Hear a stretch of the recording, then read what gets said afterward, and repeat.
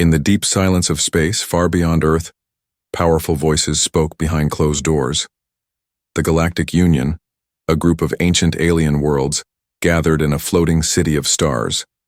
Every important planet had a seat, but one name was missing from the circle: Earth. No one said Earth was removed. There was no warning, no reason, just a silent decision. Do not invite them again. Most members agreed. Some were afraid of humans, not because of war, but because humans never gave up. Even in the worst times, Earth always stood back up. That kind of spirit, it scared the quiet galaxy. Back on Earth, everything seemed normal. People looked at the skies, dreaming, building, hoping. They didn't know the galaxy had locked them out. But someone was watching. Ayla Wren, a junior diplomat at Earth's interstellar listening station, was checking routine signals when she saw something strange. A short hidden message from a nearby moon base. It was never meant to be heard. The message said, "Earth removed from all communication lists. Final decision. No contact allowed." She froze. No one had told Earth, not even their leaders. Quietly, she took the signal and ran a trace. The source? The Central Council network deep in the Orion Belt. It was real. She showed her team. They told her to stay quiet. "Don't make trouble," they said. "It's politics." But Ayla couldn't stay silent. That night, she stood in front of an old satellite, one connected to ancient emergency channels. No one had used it in years. She sent out just one short message, a whisper across the stars. "We hear your silence. Now it's your turn to hear us." She didn't know who would listen. She didn't know if anyone still cared. But someone, something, did. Far. Out in deep space, hidden behind a dead moon, an old satellite blinked to life. Its systems woke up. Its AI scanned Ayla's message and matched her voice to a name long buried in forgotten data. Human origin confirmed. Directive active. Begin reawakening protocol. The silence was breaking. Earth had spoken, and the galaxy was about to listen. The message traveled faster than anyone expected. Across forgotten satellites, abandoned relays, and deep space listening posts, Ayla's voice echoed like a ripple through calm water. Her words were short, quiet, and calm, but they held something the galaxy hadn't heard from Earth in a long time: presence. For centuries, Earth had been silent, observing, learning, growing. Many in the Galactic Union thought the silence meant Earth had accepted its place, ignored, separated, forgotten. But now, one voice changed everything. On the third moon of Telvoris 7, a small research team picked up Ayla's transmission and paused their work. They replayed it again and again. "We hear your silence, now it's your turn to hear us." Simple, calm, but filled with meaning. The youngest researcher whispered, "Did Earth just return?" In the outer colonies, planets that had once allied with Earth during the Plague Wars listened with quiet hope. They hadn't heard from humans in years. No messages. No signals. But Ayla's voice felt familiar. Human. Honest. Some called it a signal. Others called it a spark. But in the high chambers of the Galactic Union, it was called something else. A mistake. Leaders demanded answers. Who let Earth access the channel? Who allowed their words to escape the silence? No one claimed responsibility. Security AI ran diagnostics. No breach found, no fault detected. Yet the message had gone out. Worse, it was spreading. Citizens across the galaxy started sharing Ayla's message. Not because it was loud or angry, but because it was true. In places where people felt ignored, her voice gave them courage. In halls where only the powerful spoke, her words reminded the forgotten that someone still remembered them. Meanwhile on Earth, Ayla was called into a secure meeting room. Officials were calm but serious. They told her she had broken protocols and now high-level channels were investigating. She didn't argue. She simply said, "I had to answer." As the meeting ended, One officer stayed behind. He didn't speak for a moment. Then he leaned in and whispered, "The message. It's not just being heard. It's waking up old systems. Systems we thought were turned off." Ayla frowned. "What kind of systems?" He didn't answer. He just showed her a star map. 3.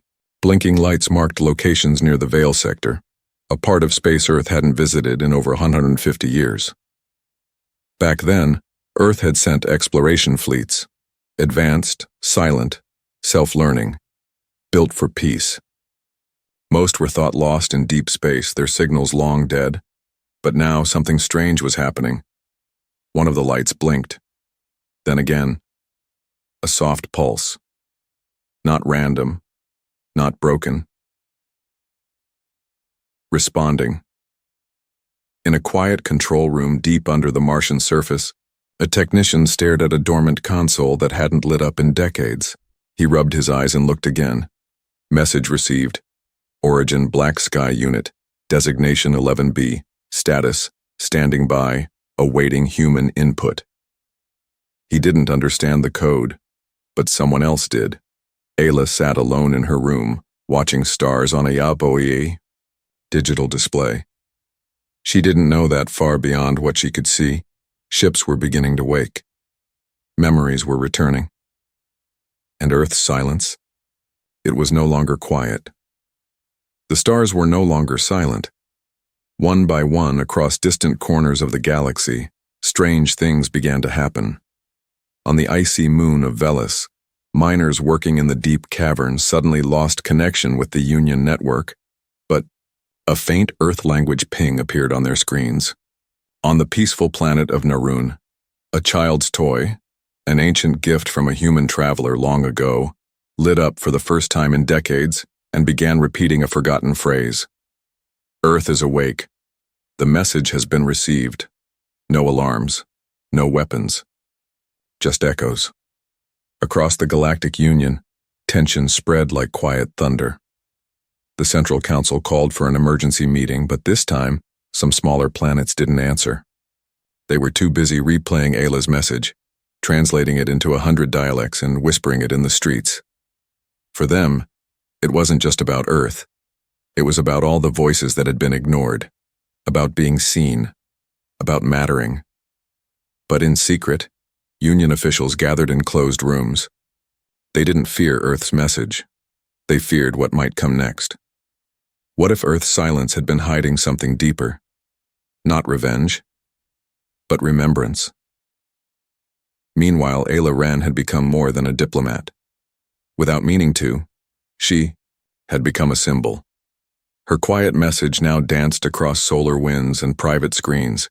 She received encrypted messages from colonies Earth hadn't contacted in decades. Some simply said, "We remember." Others said, "We're ready." But ready for what? On Earth, hidden files were being unlocked. Old AI systems once used for peaceful missions began scanning deep space. They found movement, faint traces. Fleets once lost, now responding to Earth's call. Ayla was taken to a hidden base beneath Antarctica, one built for observation only decades ago. But the base was no longer observing. It was responding. "Look," one technician said, pointing to a hologram of space. "That signal near the Veil Zone, it's not just replying, it's speaking, not with weapons, with identity." The AI from the Deep Zone fleet sent back a single data file. Inside there was a video, grainy, silent, and dated. It showed a group of human explorers building a station beside an alien village. Peaceful, smiling, cooperative. The final frame of the video held a single line of text. "They asked us to stay, but someone else made us leave." That was the moment Ayla realized. Earth's silence had not been weakness. It had been a choice, a pause, a waiting game. Now the pause was over. Worlds that had turned away from Earth were now turning back, not out of fear, but out of curiosity and respect. And in a small, forgotten research post on the edge of the Orion cluster, a scientist recorded something strange. A Union envoy ship, sent quietly to Earth to investigate, had entered the Veil Zone. It sent back one final message. We have entered the dark band. Something is here. It is not attacking. It is remembering. Then silence. But it wasn't. The same kind of silence the galaxy once used to push Earth aside. This silence felt different, like a breath before speaking, like the moment just before the truth returns. In the far edges of space, where old stars flickered like dying candles, something ancient was moving. For the last 2 days, the Union had heard nothing from the envoy ship sent into the Veil Zone. At first, they thought it was a delay, then a glitch. But now, they weren't so sure. Silent systems had reawakened, unknown signals were spreading, and some planetary leaders had begun to ask dangerous questions. One question echoed most of all. What else has Earth left behind? On Earth, Ayla stood in front of a display showing more than a dozen signals blinking from deep space. Each one came from something forgotten, old fleets, lost colonies, hidden stations, once thought broken or lost to time. But now they were responding to her message, not with force, not with demands. With a phrase, "We're still here." Ayla looked around the underground command center. Experts were trying to understand how so many systems were still functional.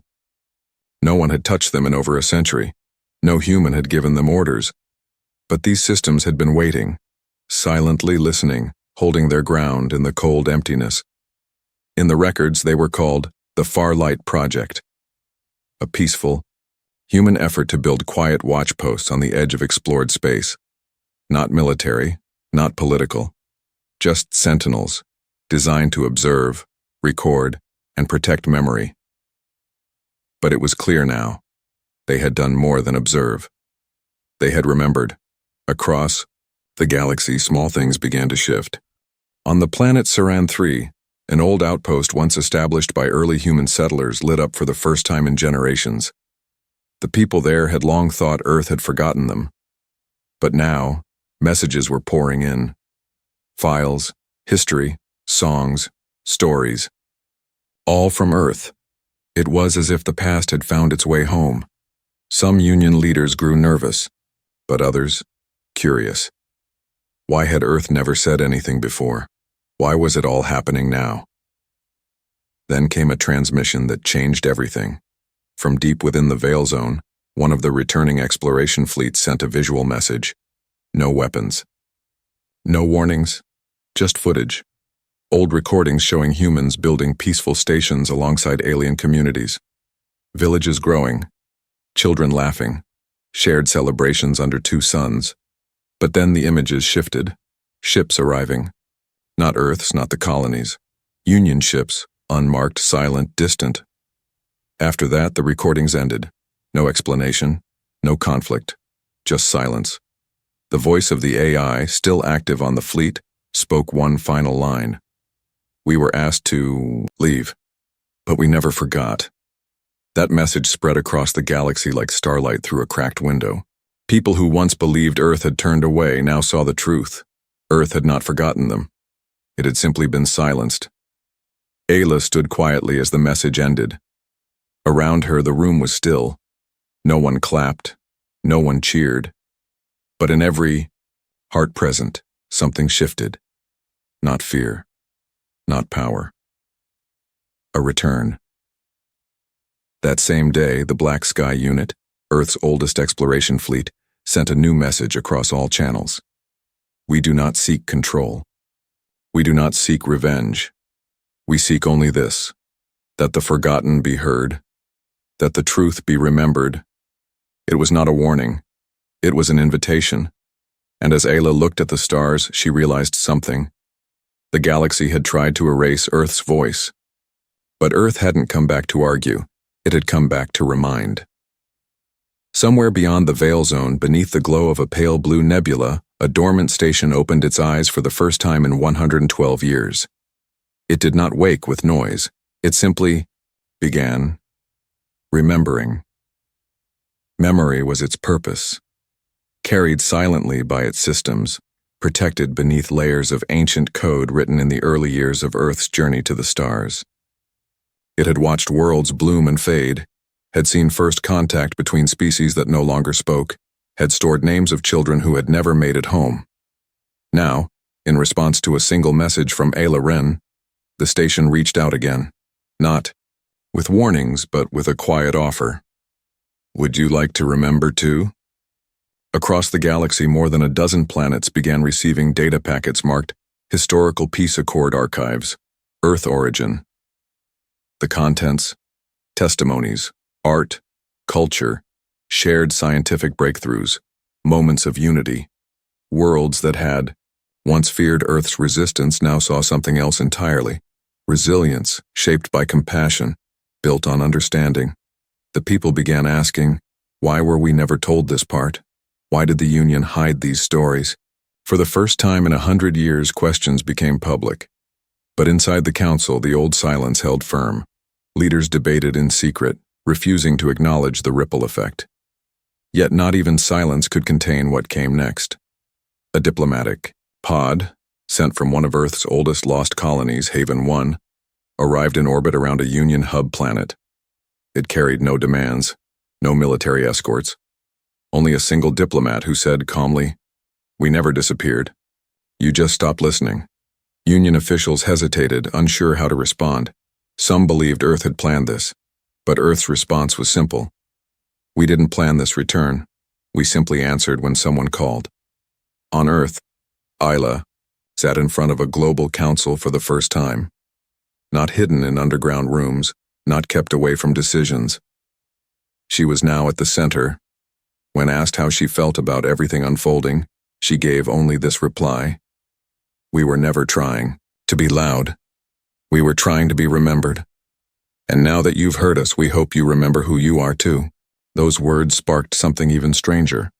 In distant archives across the galaxy, long-forgotten Earth-based files began appearing, hidden in abandoned libraries, sealed inside old diplomatic archives, even buried in children's storybooks on fringe worlds. The files were harmless, but their meaning was not.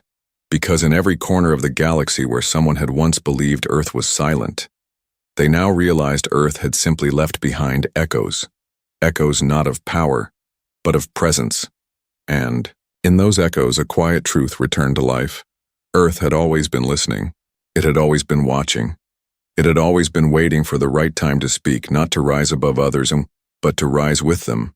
And now, for the first time in a generation, the galaxy was leaning in, not to stop a threat, but to hear what Earth would say next.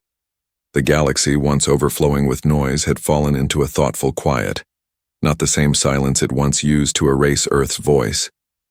This silence was different. It was the kind that came just before something important is spoken. From the edges of star systems to the heart of the Galactic Union's inner circle, people weren't just listening to Earth. They were remembering. Remembering what it felt like to wonder, to explore, to hope. The voice that had stirred all of this wasn't powerful in the way the Union measured strength. It wasn't backed by fleets or politics. It was something gentler, human persistence. And now something remarkable was unfolding. Across dozens of worlds, old friendships were quietly rekindling. Communities that once welcomed Earth's explorers began retelling the stories they were told to forget.